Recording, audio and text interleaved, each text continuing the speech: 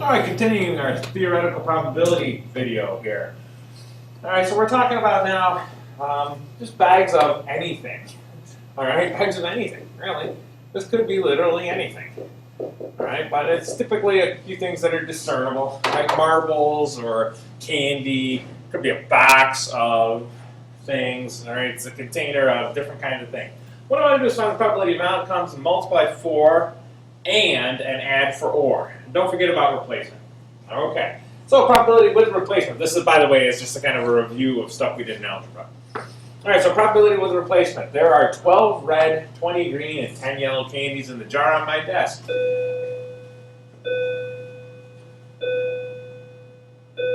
If I reach in and take one out, put it back, and reach in for a second, find the following probabilities. So what's happening here is, okay, I have 12 red, 20 green, and 10 yellow. So it's nice to know the total number of candies. So 22 and 20 is 42 total. All right. So that's going to tell me, when I look at this, the following probability is red, then green. That's 12 out of 42 for the first one being red. Now I take that red candy out, I look at it, then I put it back in. So I really still have 42 candies. All right, and I still have 20 green. All right, and then that's going to be the probability of red then green. So I have 42 squared for the denominator, and I've got 12 times 20 for the numerator, which is 240 over 1764. Okay, let's go on to the next one here. Probability they're both the same color. Now there's a lot of ways this can happen, right? There's a lot of ways this can happen. They could both be the same color if, if they were both red. Right? So I'll need the probability of red and red. Or, what else could I have? Probability they could both be green. So I'll need the probability of green, green. Or the probability that they're yellow, yellow. Right? Okay? And now since I'm putting these back, these fractions aren't going to change, right? It's going to be 12 over 20 times 12 over 20 plus, and then green, green. Oh, I'm sorry, it's not over 20, it's over 42. 12 over 42, 12 over 42, there we go. And then this one is 20 over 42, 20 over 42. And then the last one, yellow, yellow, is 10 out of 42, 10 out of 42. Okay, now each individual one here I'm going to multiply 144 over 1764 plus 400 over 1764 plus 100 over 1764.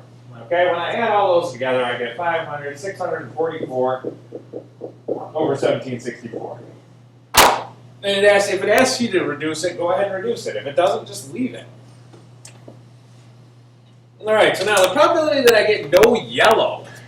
Well, I want all the possibilities if it's no yellow, right? Well, all right, well, I could have 2 reds, or that's no yellow, right? Or I could have 2 greens, that's no yellow. Or I could have a red and then a green, and I also could have a green and then a red, right? And then I can figure these out. Now I already knew red from before. That was 144 over 1764. And I knew green from before as well. That was 400 over 1764. So, and red green, I think I knew that too, didn't I? Yeah, sure. That's 240 over 1764.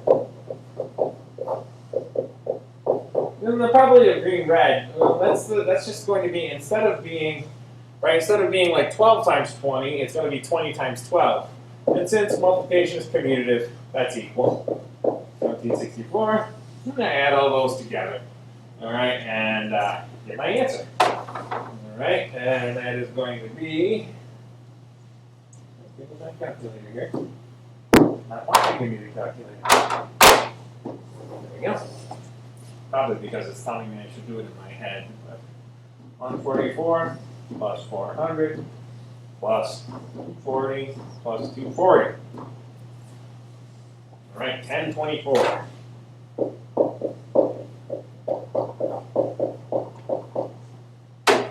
And now, since this is a probability, just make sure, right, you don't have something greater than 1.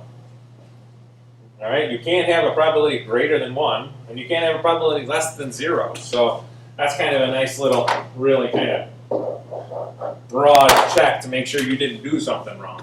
Okay, if that adds up to like 1764, something higher than that, over 1764, then you did something wrong. Now we're going to talk about without replacement. This is where it gets a little bit more interesting. 3 blue socks, 4 black socks, and 2 dark brown socks in a drawer. 2 socks are pulled out at random. What is the probability that they are a matching pair? So if I want to find the probability that they're a matching pair, I'm going to want to do like, well, what would be success here? I've got blue socks. And since these all start with B, I'm going to use like BU for blue, okay? All right. And how else could I have a pair? Let's see. Or I could have a pair of black socks. We'll use BK for black. Or, of course, then I could have a brown pair of socks, right?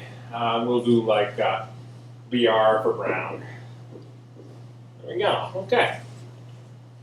So, probability I get 2 blue socks. First of all, how many total socks are there in the drawer?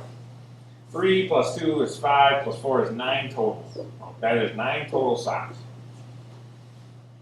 All right, where are we going to go with that? Let's see, blue socks. Probably the first one is blue. Well, that's 3 out of 9. There's 3 blue socks and there's 9 total socks. Now, if I'm looking for a pair, am I going to put that blue sock back in and then look again? No, I'm going to hang on to that blue sock. Now, how many blue socks are still in the drawer? 2 out of 8 total socks. There we go, and that's going to be 6 over 72. When I see or in probability, that means add. All right, now I want a pair of black socks. Well, probability see, and as soon as you hit an or, that means the first thing never happened. Now I didn't get a pair of blue socks, now I'm going to get a pair of black socks. So that's 4 out of 9 times 3 out of 8. So I have 4 times 3, which is 12 over 72. And then we've got or, brown, brown, and there were only 2 dark brown socks. So 2 out of 9 and 1 out of 8. So when I add those, I get 2 out of 72. And then I add these all up. Okay, so 6 plus 2 is 8, and it's 20 out of 72. So if a light bulb is out in your room, and you try and grab just 2 socks out of this drawer, you have a 20 out of 72 chance of finding a match just by randomly grabbing something. Okay, next. Complement of an event. To find the probability an event will happen, it is sometimes easier to determine the probability the event will not happen and subtract that from 1. Now, we've already talked about this a little bit with our binomial probabilities, so we're going to continue that conversation. Scrabble tiles that form the word classroom are placed in a hat. 1 is chosen and put back. A second is chosen. Find the following probabilities. All right, so I'm putting these back after I look at it. All right, so first of all, how many tiles are in there? 1, 2, 3, 4, 5, 6, 7, 8, 9.